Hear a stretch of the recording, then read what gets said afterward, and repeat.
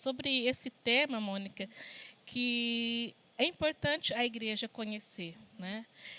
Eu costumo dizer que nós temos aprendido, o povo evangélico aprende muito, né, cristão, sobre os direitos, né, nossa herança em Deus e exercer nossa cidadania celestial. Mas nós temos muita dificuldade de exercer nossa cidadania a terrena. Né? E quando o Senhor fala que meu povo perece porque lhe falta conhecimento, né? Falta conhecimento também daqui da terra, né? Quais são os nossos direitos, quais são as nossas garantias como cidadão brasileiro. E então é isso que a gente precisa de falar, né? Nós não estamos falando aqui nada de aspecto moral e nem religioso. Nós estamos falando de uma questão legal. Daquilo que a Elza trouxe, que as meninas sofreram, nós não estamos falando do aspecto religioso. É lógico que a liberdade religiosa e de fé ela foi violada, né?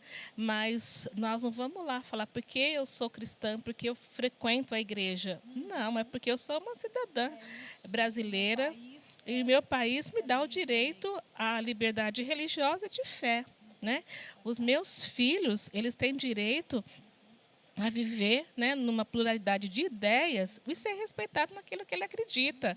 O meu filho não pode ser submetido a nenhuma situação de vexame, de constrangimento, de humilhação, por conta daquilo que ele acredita.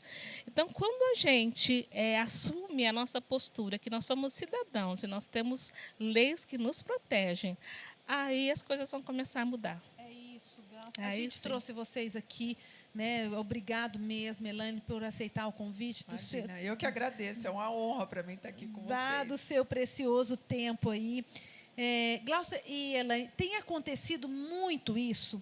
Existe, porque ela falou aqui que lá disseram na escola que não existe cristofobia. Não sei se foi na escola ou na diretoria de ensino. Mas existe cristofobia, Elaine, aqui no Brasil? O que vocês pensam? Existe? Vocês têm ouvido falar, presenciado? Deixa eu só falar com ela. Laine, quanto tempo você é advogada? Eu advogo há 18 anos. Nossa, então tem bagagem, viu? Tem bagagem. 18 anos. Fala com autoridade e conhecimento, né? Olha, eu tenho recebido diversos fatos, né? Nós precisamos de sempre nos ater aos fatos. E eu recebo, sim, diversas consultas por parte de pais, de familiares, mães, que relatam situações em que seus filhos eles foram, por conta da sua fé, eles sofreram algum tipo de constrangimento em sala de aula. Principalmente quando já é de conhecimento. Aí eu falo, muitas vezes não parte das crianças, parte do corpo docente da escola. Quando alguns ativistas, e não são todos, alguns ativistas militantes, ideológicos, eles sabem que aquela criança professa tal fé.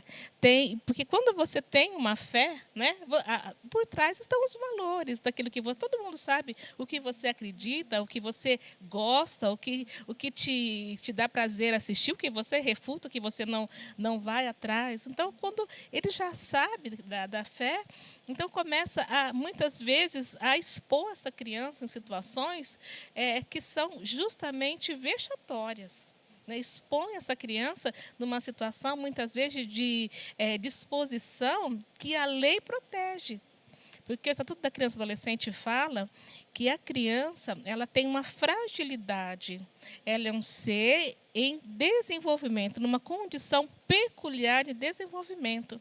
Porque ela está em formação ainda, ela tem que ter toda a proteção do Estado. E isso até que idade? Quando você fala criança?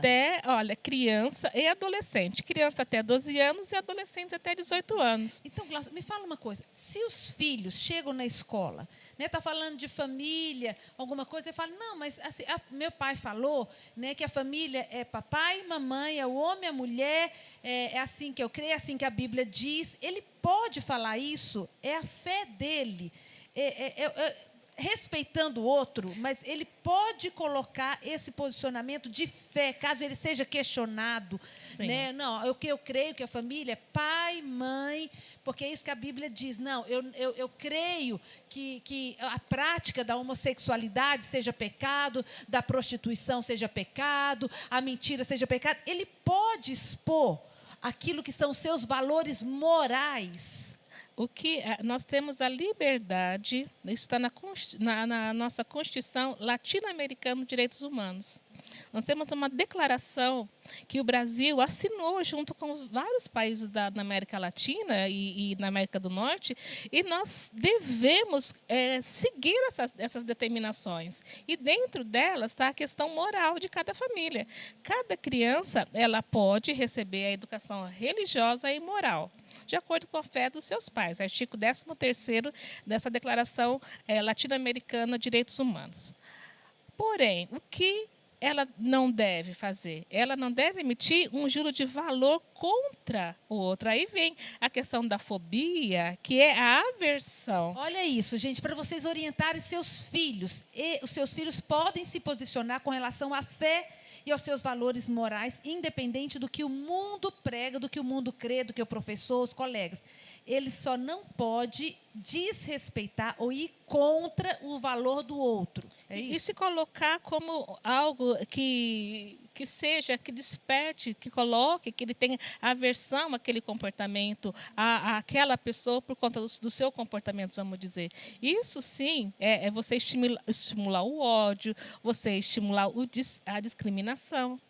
Agora, nós não podemos, diante das diversidades, né, de pensamentos, aceitar também que um pensamento diverso, que é o nosso, que é baseado, né, até mesmo na nossa Constituição Federal, que fala que a família é a célula máter da sociedade. Né?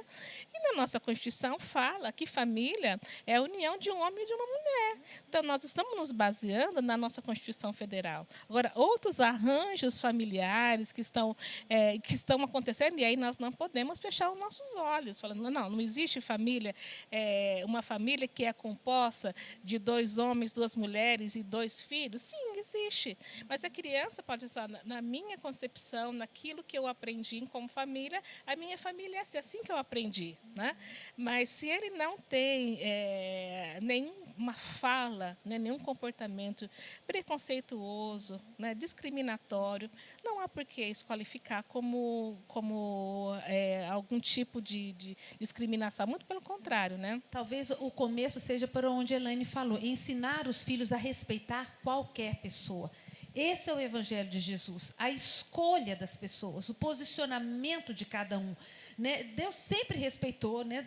A começar lá do jardim do Éden, de Adão, você não coma, porque se você comer, você vai morrer, mas não amarrou, não, né? Tem as suas consequências, deixou Adão escolher e ter as suas consequências. Ou seja, Deus respeita a escolha das pessoas. Né? E é isso que nós precisamos orientar os nossos filhos